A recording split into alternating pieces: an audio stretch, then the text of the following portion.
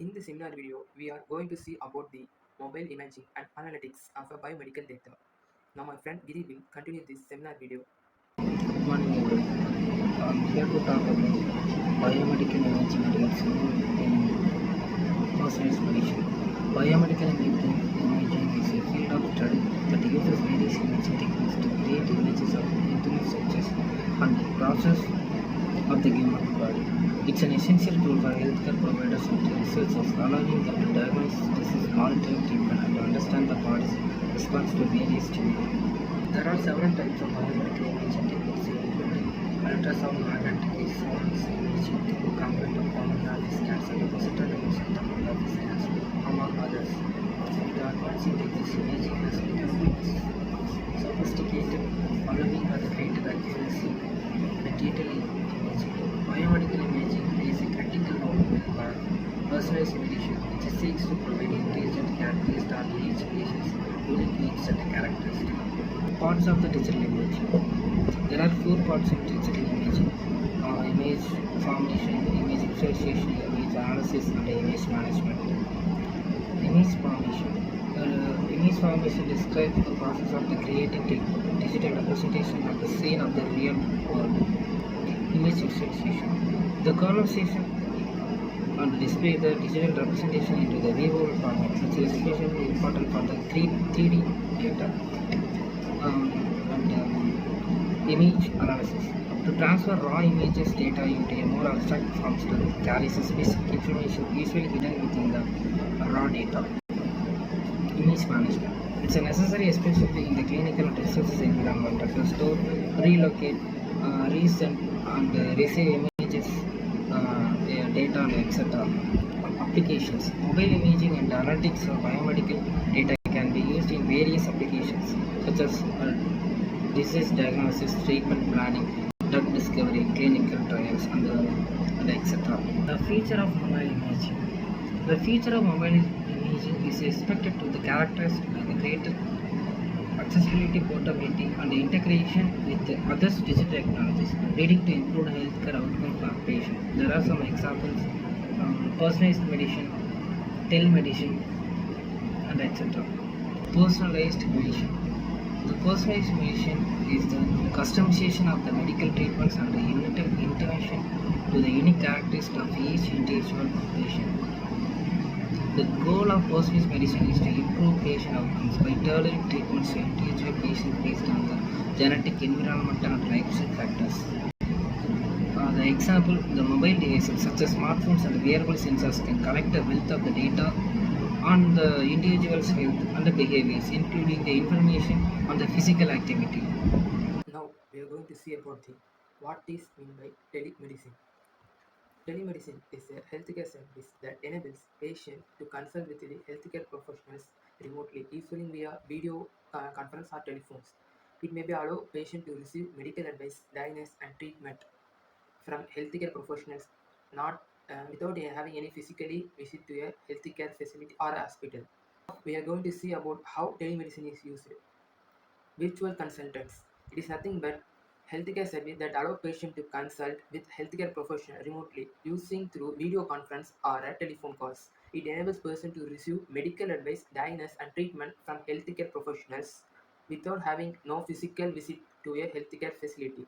Now, the next one is remote monitoring. Remote monitoring is a which helps to provide a monitoring a patient's health status remotely using advanced technologies. It involves the use of sensor, wearable devices, and other medical equipment to gather data of a patient's vital signs, physical activity, and meditations, other health-related informations.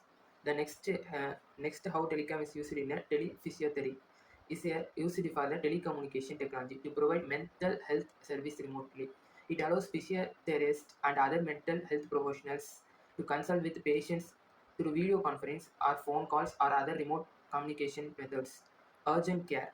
It is nothing but if for emergency situation, if but not so enough to warrant emergency room care. So urgent call is typically provided by healthcare providers who specialize in primary care or family medicine. The next one is medical education.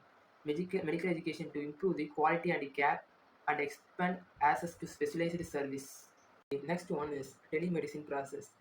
The local clinical and patient data are stored or noted in a written format. Then it will be able to convert to the clinical or patient DPA, which is a watermark and encrypted data. These are the data of the wireless band signal or manual data entry, which are protected data, and then next convert and then next transform to the communication network from one place to another. They will use it for the clinical PDA or PDA2, which is also a watermarked and encrypted data. For use, this is useful for the remote clinical of a patient's data for a doctor who are served in that. Then clinical server. Clinical, these all the data are next is served in a clinical form, clinical server, which are watermarked and encrypted data, which are stored in this. This is the process how telemedicine works. Now we are going to see about the benefits of the telemedicine. Telemedicine, the benefit is accessibility, real world data collection, which collects the data from the real world, which helpful for the researchers and healthcare providers understand how telemedicine services are being used and identify any barriers to accessing these services. Then it is cost efficient, less expensive than traditional imaging, no need for expensive equipment and facilities, and it is convenience also. Remote data collection, no specialized training required. It will helpful for the telemedicine allow for remote data collection, which means the patient can share their medical information such as vital signs, symptoms, and medical history with healthcare providers from the comfort of their own homes. Then longitudinal data collection collects data over a longer period of time, and it is stored in a data format on patient over an extended period of time. Real monitoring. Real monitoring, immediate feedback on physiological data, refers to the ability of the telemedical medicine to provide immediate and real-time monitoring of a patient physiological data. And the limitations. There are several limitations for a telemedical data. The one few we are going to see about that. Quality of the data may not provide a some same level of quality as traditional imaging methods. That may be a drawbacks for the telemedicine. Then standardization, lack of standardization in imaging protocols. That there is currently a lack of standardization in imaging protocols for telemedicine. Then data management, which generates a large amount of data, requires approximate resources and expertise.